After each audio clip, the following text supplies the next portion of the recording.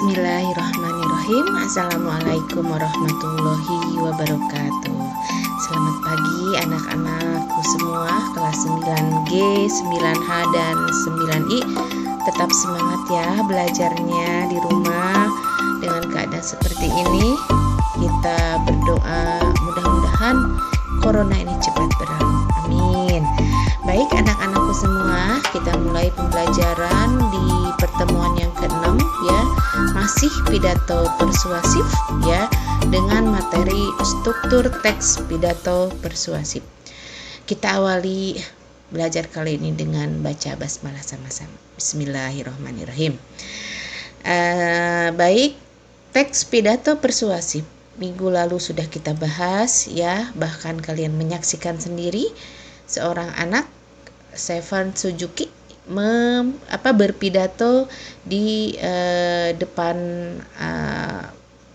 petinggi ya di PBB ya, bagaimana dia memersuasi atau mengajak para petinggi tersebut untuk mau menjaga lingkungan ya. Kalian saksikan sendiri pidatonya.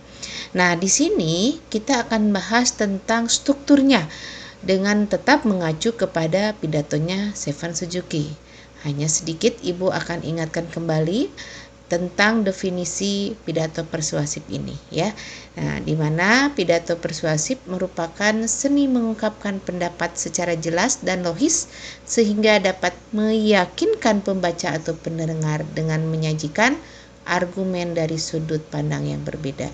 Jadi pidato ini adalah memersuasi atau memengaruhi ya orang atau beberapa orang di sini atau pendengar di sini untuk mau mengikuti atau mau mendengarkan ya apa yang dibacakan oleh orator tersebut atau orang yang berpidato tersebut ya. Jadi intinya dari tujuan pidato persuasif ini adalah untuk meyakinkan audiens atau pendengar mau melakukan sesuatu ya, entah itu merubah lingkungan ya, menjaga lingkungan, jangan mengotori bumi ya, atau mengubah pikiran seseorang untuk mau ke hal yang lebih baik lagi, ke hal yang lebih peduli lagi. Nah, untuk itulah pidato persuasif merupakan cara yang paling efektif untuk mengubah audiens. Ya, nah, ada banyak unsur agar pidato persuasif ini berhasil. Ya, nah salah satunya Stefan Suzuki yang mampu bisa mengajak, memengaruhi ya untuk mau menjaga lingkungan. Ya, nah.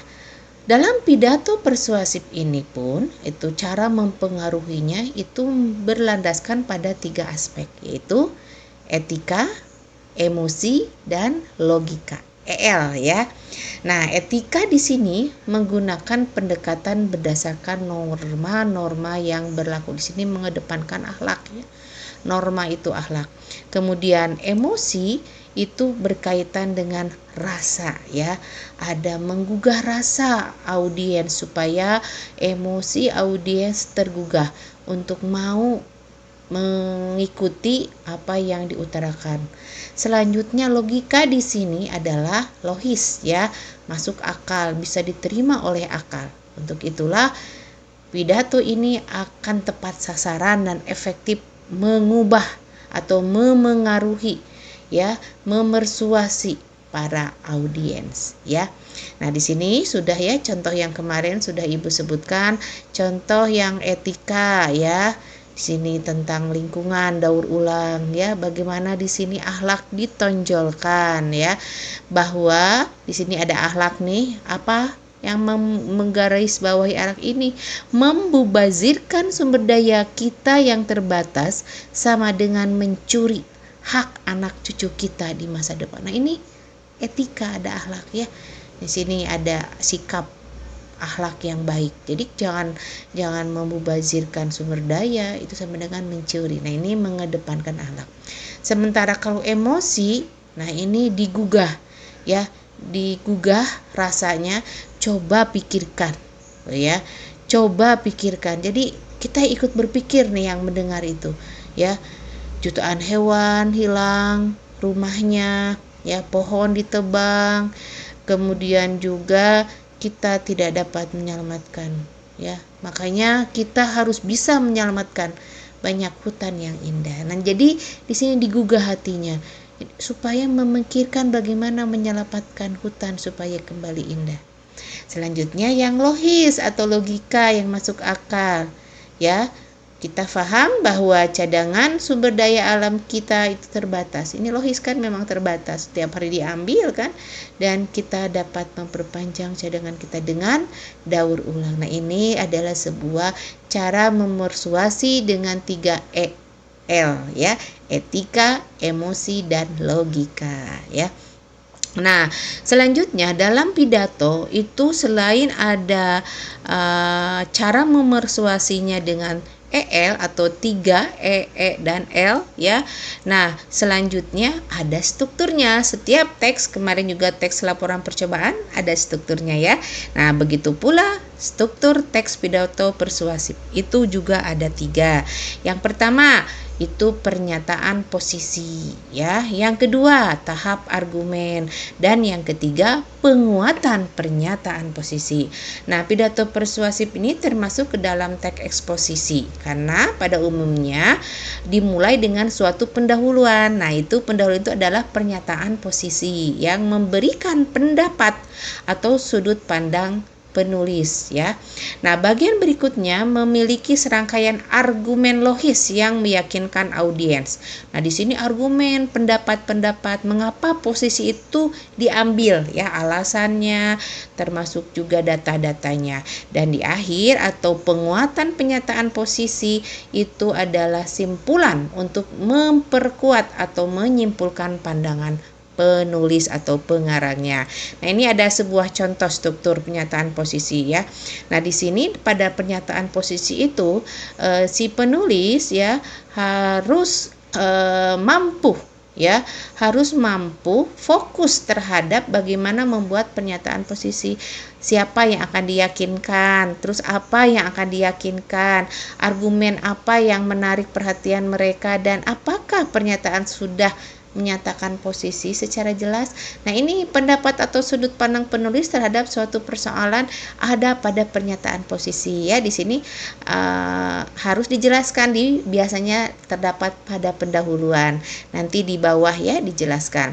Selanjutnya pada tahap yang kedua yaitu tahap argumen, ya. Di sini ada argumen yang harus berdasarkan pendapat yang logis, mampu meyakinkan audiens mengapa posisi itu diambil. Nah, ya, argumen-argumen itu perlu dikembangkan dan didukung secara logis, dibuktikan dengan alasan, contoh, ya, kemudian juga bukti pakar, dan urutan argumen ini pun tergantung daripada penulis, mulai dari argumen yang paling kuat, kemudian yang paling lemah, hingga yang paling kuat kembali, ya.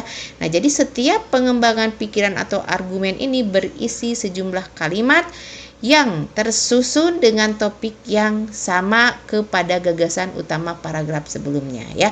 Nah, ini argumen itu contoh-contoh, alasan, bukti-bukti, ya, dipaparkan pada tahap yang kedua yaitu tahap argumen. Nah, di penutup atau di simpulan ini kita lakukan penguatan pernyataan posisi.